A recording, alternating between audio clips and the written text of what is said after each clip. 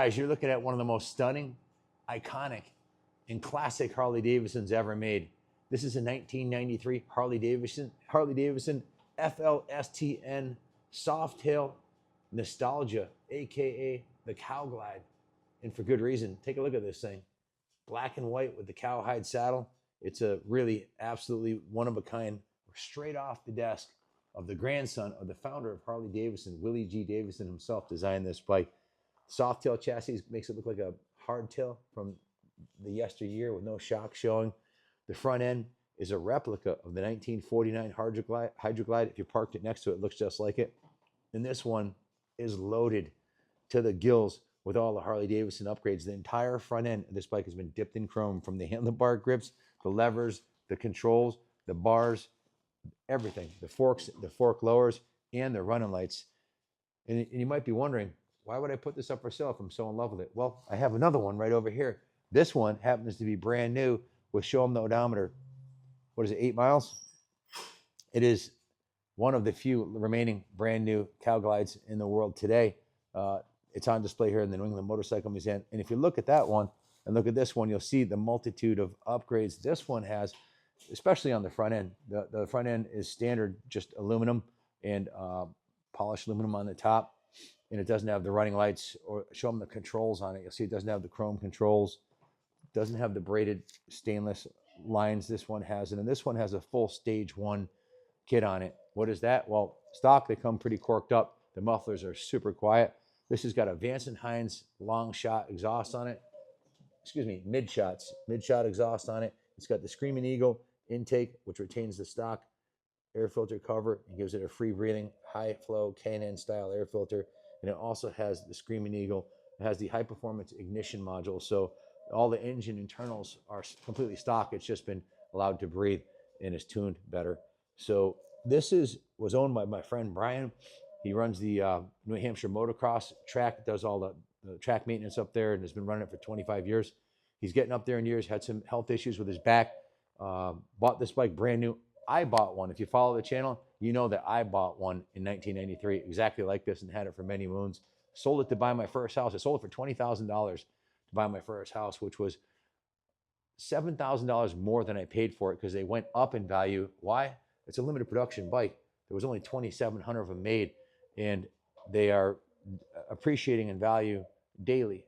So that particular one right there, that brand new one, the number on that one, the number on this one, right on the dash here is number 1170 out of 2709.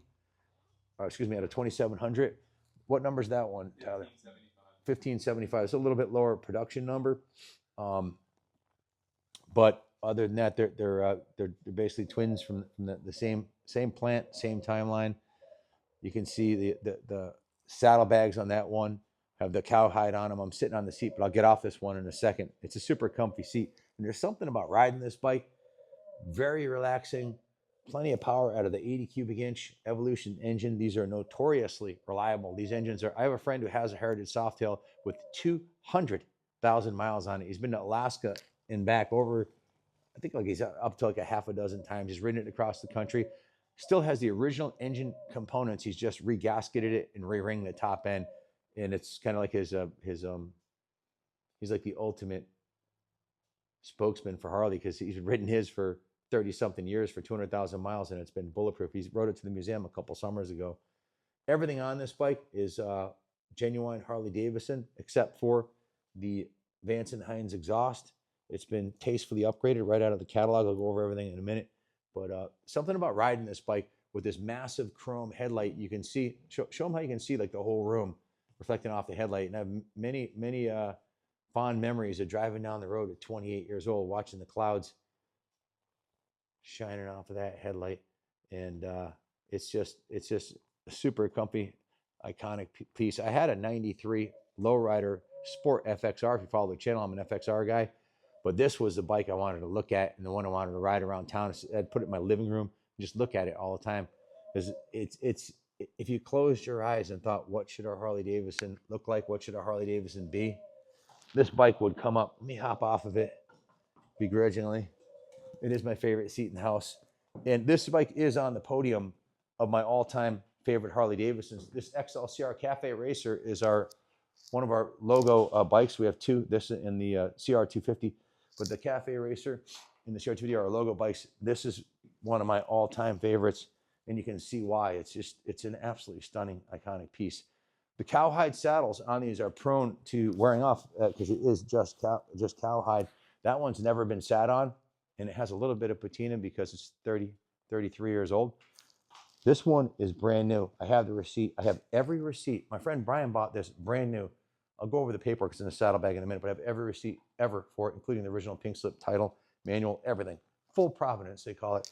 This saddle was professionally reupholstered with the cowhide on it to match the original. It was $1,208. It was just done last year. The bike's completely serviced. It has a new battery in it. All the oils are new. It's got new engine oil, new primary chain case oil, new transmission oil, a new chrome oil filter, the new battery, and the brake fluids are fresh. So the bike is ready to ride.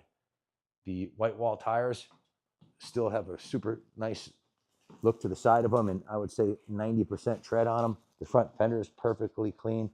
This is a chrome Harley-Davidson lower, including a chrome Harley-Davidson cap here, chrome bell housings, and a chrome headlight surround, along with the chrome running lights on the side here, and the chrome turn signals with the chrome mount, the original chrome headlight, the chrome risers, the chrome bars. But if you look, that one, it's all black from there up. This one's been all chrome, all genuine Harley and chrome, including the grips. Some other tasteful accessories that he's done here is he put the Harley-Davidson chrome inner primary on it, the Harley-Davidson billet shifter in chrome. It has the chrome shift levers for the front and rear of the shifter, the chrome HD primary cover. He's upgraded all the hardware on the primary, as you can see, to the better style hardware. A little bit of patina on the inner primary. Some of the chrome is pitting. It probably wasn't pitted, probably wasn't chromed that well at the factory. The bike's never been outside in the rain. He's always stored it inside. A little bit of pitting on the covers for the head bolts. Those are removable, and those can be either replaced or re-chromed. He did upgrade to the braided stainless lines. This is a Flstn badge on the tank right here, and these are not available to the public. I had some issues with one of the cow glides. I've owned probably half a dozen of them, and you cannot buy another one of these badges unless you turn in the original one, and you have to have proof of ownership that you own the motorcycle, i.e. a title. It's a protected part from Harley-Davidson. They call it the Flstn badge, and it is a really iconic piece. Chrome levers, chrome passenger pegs. These are all upgrades, over $5,000 of upgrades on this motorcycle. Chrome frame fillers, chrome bolt cover, chrome lower belt cover, chrome sprocket cover, stock that's black. The bags, these are the original bags. They have a little patina, as any leather will after 33 years, but they're in excellent condition compared to the average bag. And let me go over, I might as well open it up and show you the paperwork that Brian supplied with the bike. We've got everything in here.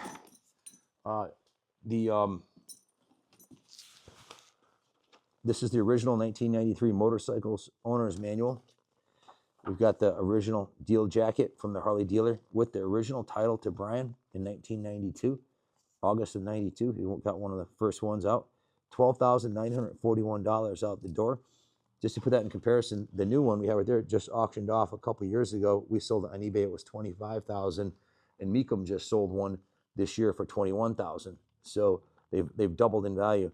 This one shows $12,941, and it also has the deposit certificate here, the registration from the state of New Hampshire, some other Harley-Davidson literature, and then every single, here's the receipt that for the $1,208 to have the seat reupholstered, and every receipt in here, the entire 30-year service history, including the 500 mile, the 1,000 mile, the 2,500 mile, the 5,000 mile, the 10,000 mile service. Everything's in here, including the work order, what we just did to the bike. So this is what's called full provenance. One owner bike with full provenance. Every piece of paperwork that came from the dealer is here and intact, including the manual. So all of that comes with it. So very few of these remained in one person's hands 93 till now is 33 years. So I was just a young buck. I'm 60 years old now. I was junior's age when this bike came out.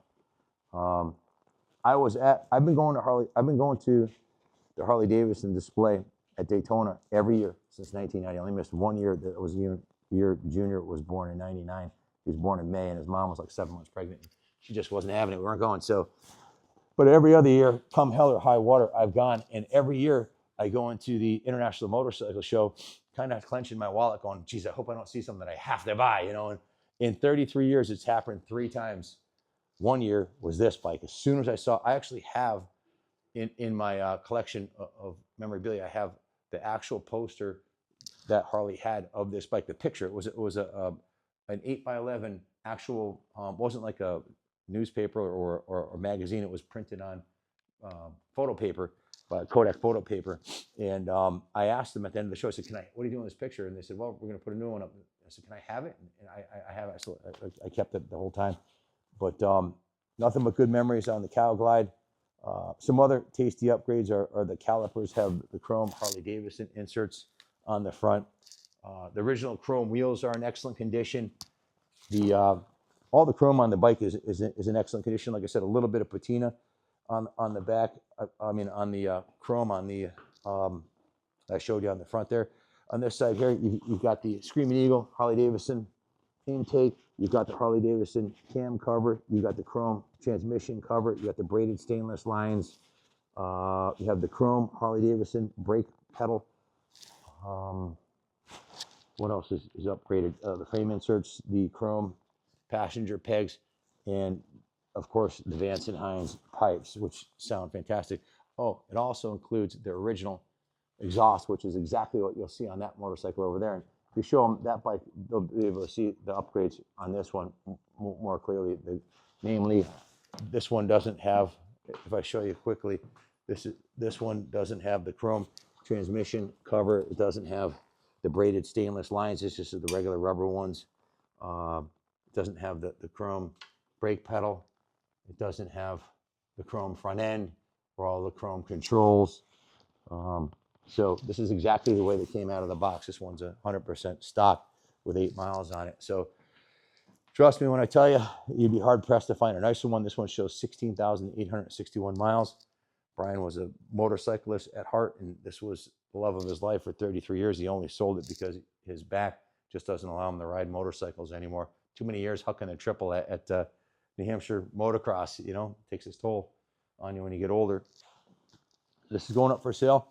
Like I said, they had another brand new one just sold for $21,000 up at Mecum, and they are going up in value. Examples like this regularly trade in the $12,000 to $15,000 range. This one is full provenance, has a brand new saddle on it, and it's just been serviced. So this will be at the upper end of the value scale. If you have any questions about it, give us a call, 860-454-7024. This one is absolute diamond for sure. Brian, you did a great job with this thing. And my job is to find a forever home. I told Junior, we're building a barn at the house. I said, can I just bring this home and put it on the mezzanine in the barn so I can have one at home too? And he's like, no, Pops, we can't keep it. We have to sell it. I can't afford to keep them all. I got a little issue here. If you look around, we don't even know how many motorcycles are here. It's well over 300 in the museum. I can't keep them all. I'd love to, but I guess if you're a hoarder and you put it in straight rows and call it a museum, everybody thinks you're perfectly okay. But I would keep them all if I could, but Junior's the voice of reason, and this one's going up for sale.